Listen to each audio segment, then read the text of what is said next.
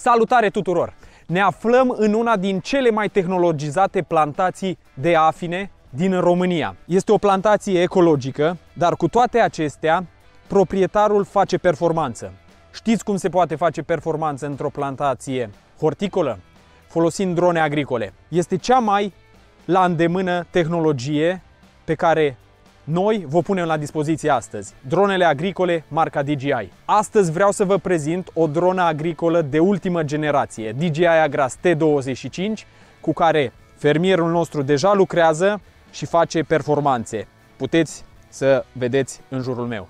Dacă aș fi proprietarul unei plantații horticole, nu aș folosi niciun alt utilaj pentru tratamente fitosanitare, fertilizări și așa mai departe, decât o dronă agricolă.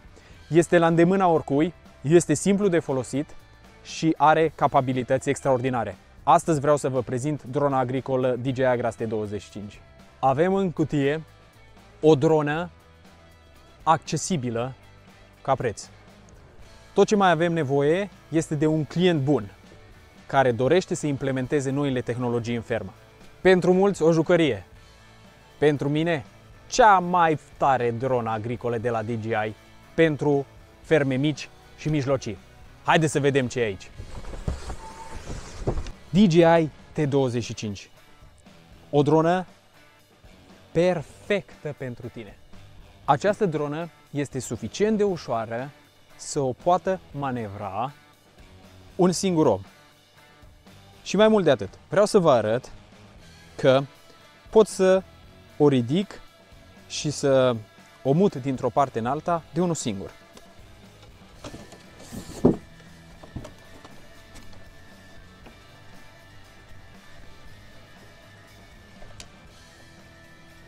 Pe lângă dronă, în cutie avem și telecomanda. Telecomanda pentru T25 este similară dronelor DJI de ultimă generație. O telecomandă cu ecran integrat de 7 inch și cu joystick-urile pentru comenzile dronei integrate pe această structură. Această dronă se aseamănă foarte mult cu versiunea mai mare T50. Are aceleași capabilități, aceleași sisteme de detectare și evitare a obstacolelor, doar că un rezervor de doar 20 de litri. Haideți să vedem câteva din aspectele tehnice ale DJI T25. Așa cum sunteți obișnuiți, această dronă are brațe pliabile, ceea ce o face ușor de transportat. Ocupă puțin spațiu și asta ne avantajează atunci când trebuie să ne deplasăm de la o parcelă de lucru la alta. O dronă cu 4 motoare, câte un motor pe fiecare braț. Această dronă poate transporta până la 25 de kg sarcină utilă. Această dronă este dotată cu senzori capabili să detecteze și să evite în mod automat obstacolele aflate în parcela de lucru.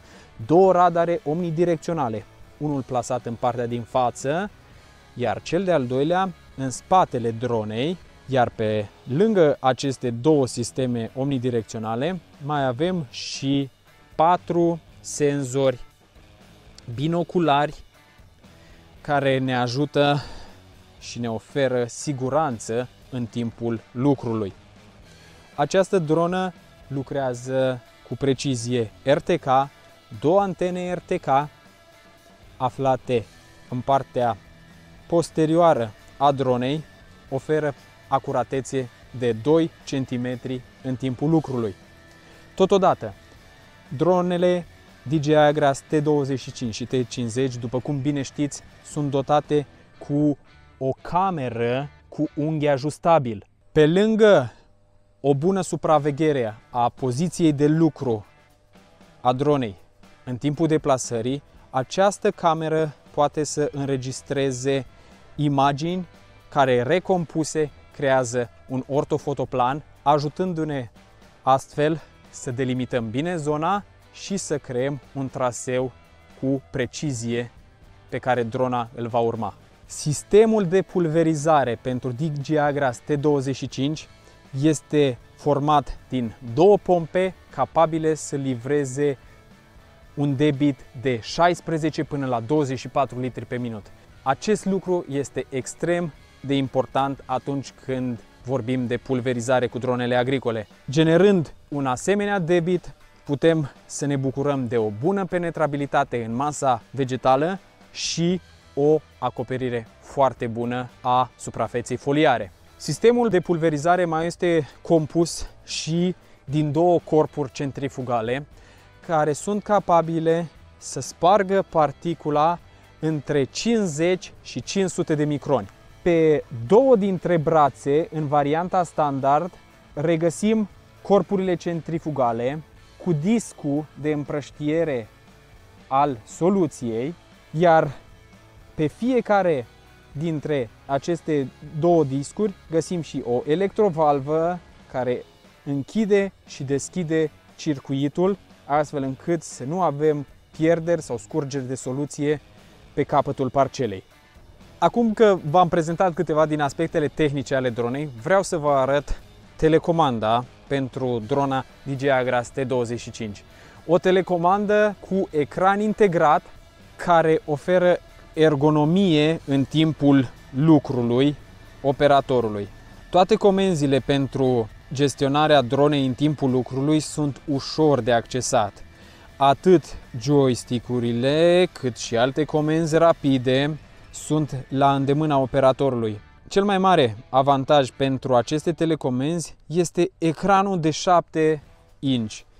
Acesta ne ajută să avem informații clare pe care să le vizualizăm ușor în timpul lucrului, imagini pe care camera plasată pe dronă le transmite, cât și informații tehnice sau cât și parametri de operare ai dronei îi regăsim pe ecranul de 7 inch. Această telecomandă are doi acumulatori interni plasați în interiorul telecomenzii, totodată poate lucra cu un acumulator extern, un VB37, pentru o mai mare autonomie de funcționare.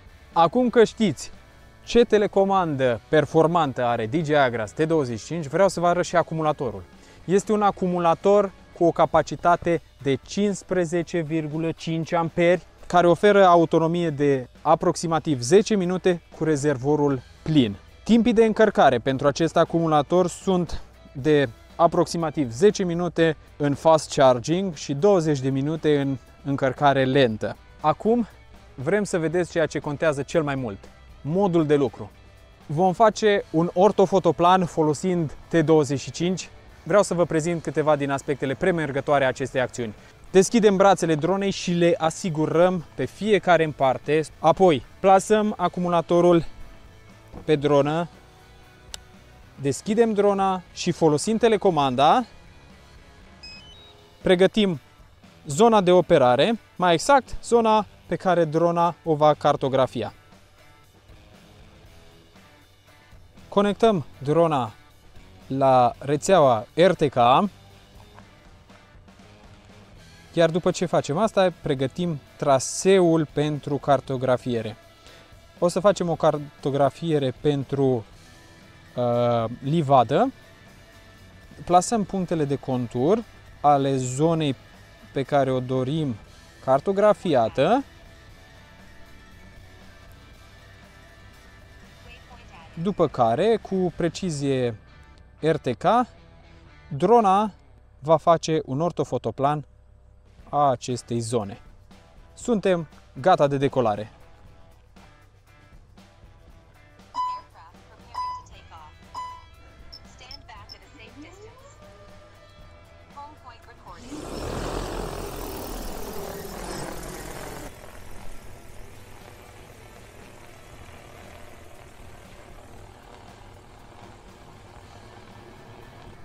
Drona face un zbor la 30 de metri, înălțime la care face captarea de imagini, pe care ulterior le va recompune pentru ortofotoplan.